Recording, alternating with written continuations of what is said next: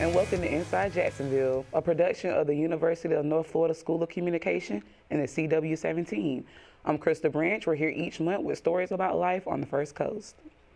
First up, Inside Jacksonville, Hope Johnson takes us downtown to Towers of Hope, where the Salvation Army is building a brighter future in the heart of Jacksonville. Participants are provided a case manager, shelter, meals, and many more.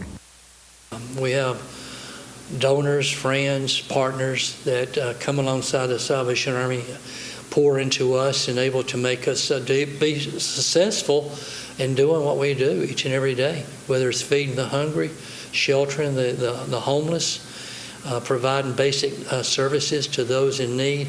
The Salvation Army works to allow the people in our community to not have to decide between paying rent or food. The Salvation Army provides food, shelter, and support services for those in need to overcome poverty, addiction, and crisis.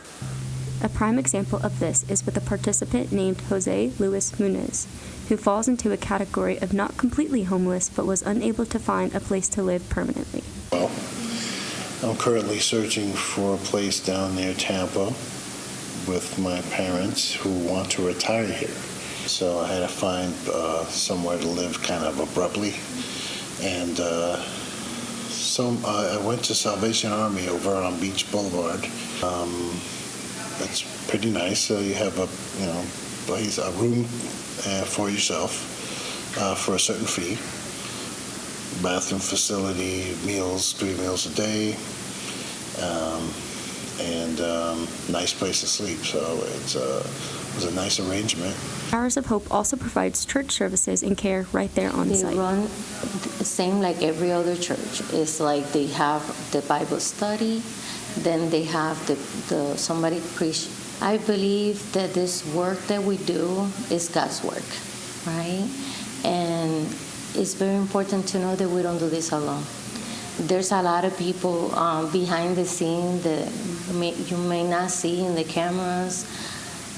And we all work very hard to make sure that every single person that comes through that door is being served. Torres believes their mission is all about making this process as quick as it can be, but it requires a great case management process and a participant who is willing to do the work. Hope Johnson, Inside Jacksonville. Join the Salvation Army as they provide shelter, strength, and a place where hope truly grows. For more information on how you can get involved, visit them at 900 West Adams Street. Next up, Habitat for Humanity is known for helping families build strength, stability, and independence through affordable housing. Richard Spearman talks with Habitat leaders and volunteers to learn more about their mission, the lives they're changing right here in our community. Habitat for Humanities isn't your typical construction company. It's a nonprofit organization that brings together volunteers, community partners, and families in need to build affordable housing, one project at a time. So our core mission is to provide affordable housing. So our biggest part is to involve the community, involve the neighborhoods. So when a family partners with us to build a home, they put in 300 hours of sweat equity. So they're putting hands on their homes as well. It's not necessarily a handout. Like, they put in the work as well. Habitat homes aren't free. Families pay an affordable mortgage, and the sweat equity helps them take pride in the process. Volunteers make this build possible with the teamwork that they display. And the teamwork here is outstanding. The staff here and the faculty who, work with everyone in conjunction, whether they're from the office or in the field, they're really good at coordinating this many volunteers on site, and everybody knows their role. And oftentimes we get to choose, hey, do you want to work on a wall? Do you want to build a wall? Do you want to do this? And for the volunteers, the impact goes beyond bricks and boards. For many, it's the connection they make with the homeowners. Undoubtedly, the most rewarding part is being able to build side by side with a homeowner and to watch their growth and how excited they get, and the further along their house gets, just the pride and the joy of, I've done this. This is going to be my home for me, for my family, for my kids.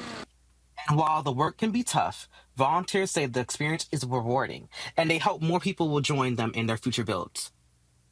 Oh, please come out, because whether you have any experience with a hammer or not, People here will teach you, they will help you, the tools are available, you don't have to bring anything but yourself. They'll loan you the hard hat, the hammer, anything you need, and you can build your own skills, and then you can learn to do things around your own home, which is also another plus. Habitat for Humanities hopes that every nail hammered brings them closer to ending housing insecurity, one family, one home at a time. This is Richard Spearman. Habitat for Humanity says they're always looking for volunteers and community partners to support upcoming builds. For more details on how to get involved, you can head to their website. Inside Jacksonville, Madeline Cunningham visited sneaker enthusiast Isaac James at Soul to Soul Jacksonville. James shares about his sneaker business, working at UNF Market Day, and the community the store has built. Welcome to Soul to Soul, a clothing and shoe store here in Jacksonville. The store is managed by Isaac James. Open daily from 11 a.m. to 8 p.m., Soul to Soul offers a feel-good shopping experience for customers. Jacksonville has a large sneaker community, and the community for vintage clothing has been growing in recent years. Streetwear has been around since the late 1970s and 1980s. The community around streetwear and vintage has been on the rise in recent years. Soul to Soul has 2 stores in the Jacksonville area.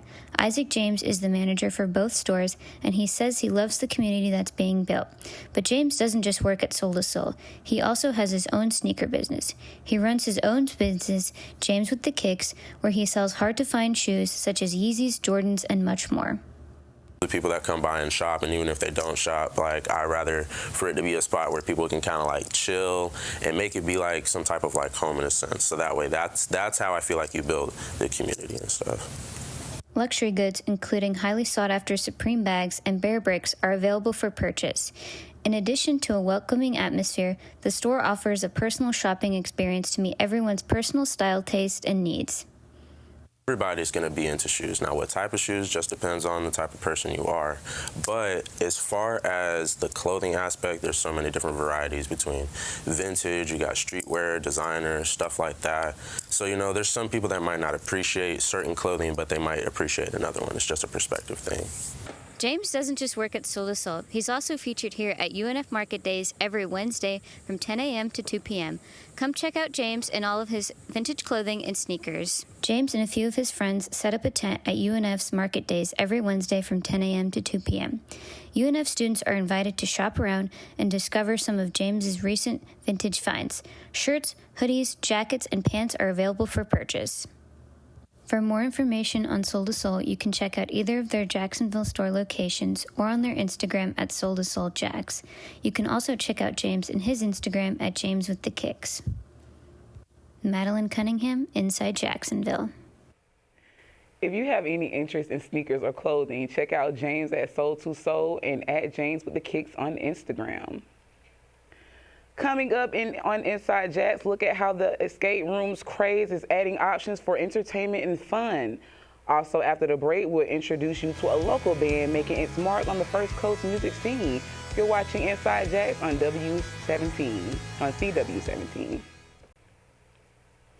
Welcome back. Inside Jacksonville's Alex Barnhart takes us down south to St. Augustine. Shopping, entertainment, and art await visitors at Indoor Mall 2121.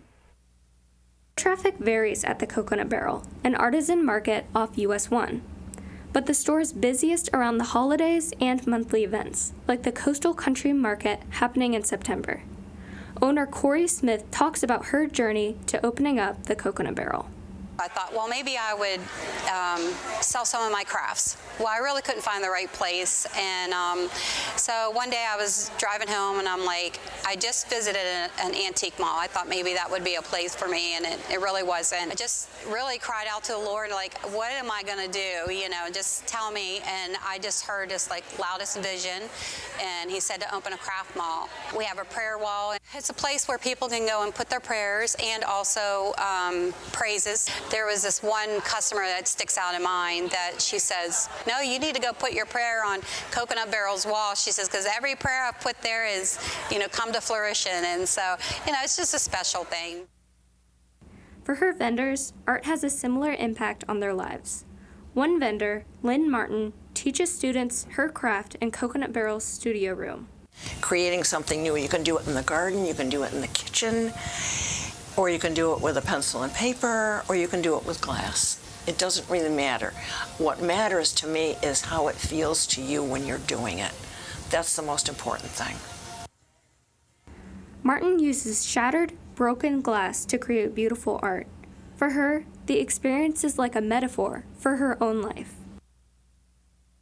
You can have a plan and you're thinking that you have everything all planned out, but sometimes parts of that get broken or parts of it get shattered.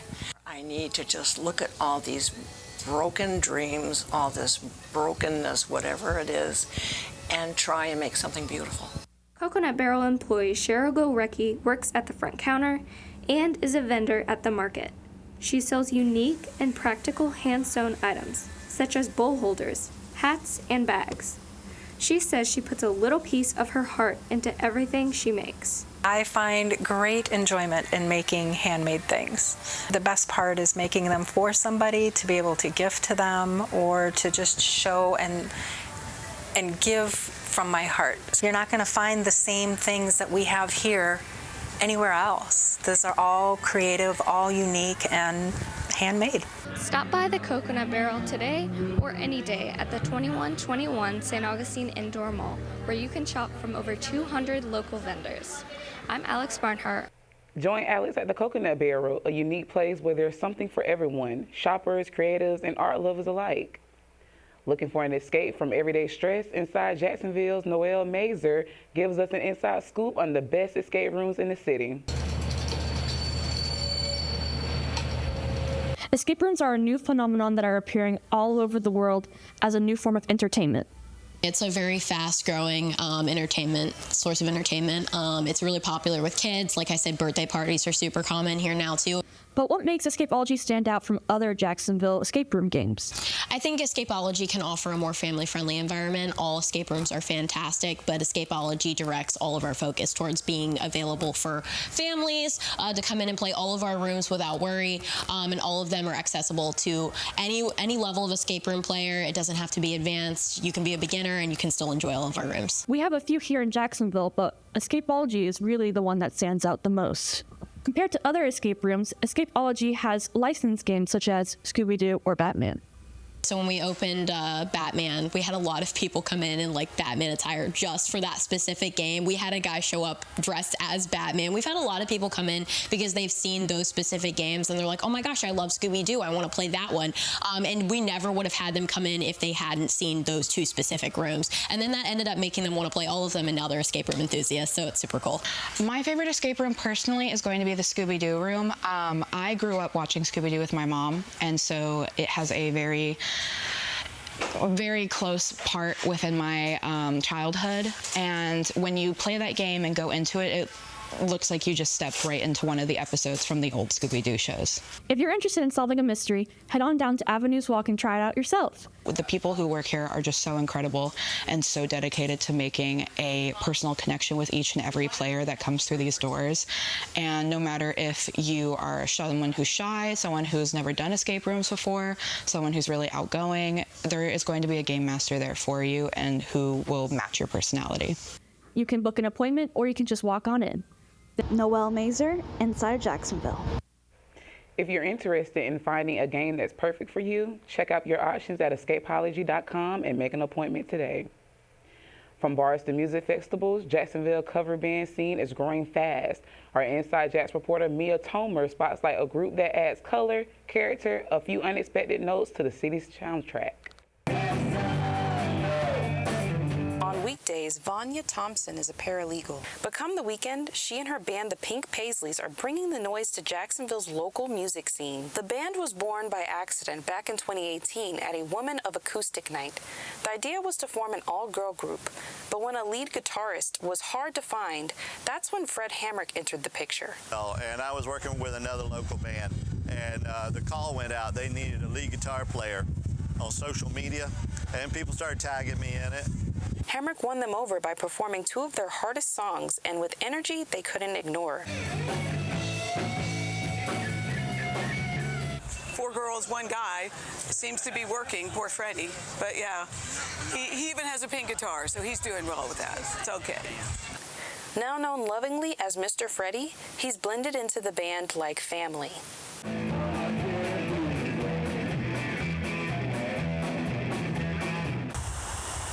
You can find them performing either at your local bars or at small parks such as this one, or like this one. And while the band has been together for years, they're now bringing in a fresh voice to carry them into their next chapter.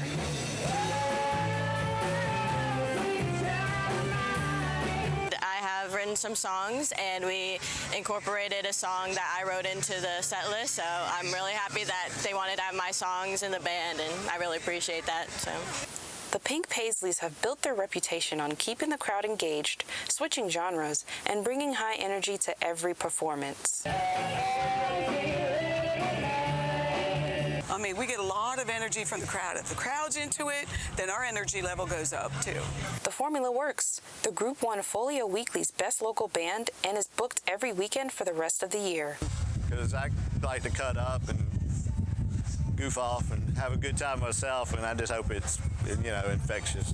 And that good time is exactly what fans keep coming back for. A band formed by accident, now one of Jacksonville's favorites. Mia Tomer, Inside Jacks. Whether they're clocking in or turning up, the Pink Paisleys are a reminder that a passion doesn't stop after 5 p.m. After the break, Surf's Up, how a local business is tapping into the beach life. Also, we'll take you chomping on a gator farm. This is not a petting zoo. You're watching Inside Jacksonville on CW17. Welcome back. Jack Surf and Paddle is helping connect people on and off the water. Inside Jacksonville, Sophia Prudencio gives us an inside look at this community and how it all comes together. On an afternoon in September, we visited a local surf shop in Atlantic Beach whose outreach spans beyond their storefront. Jack Surf and Paddle has become a community hub offering surf and stand-up paddleboard lessons to people of all ages.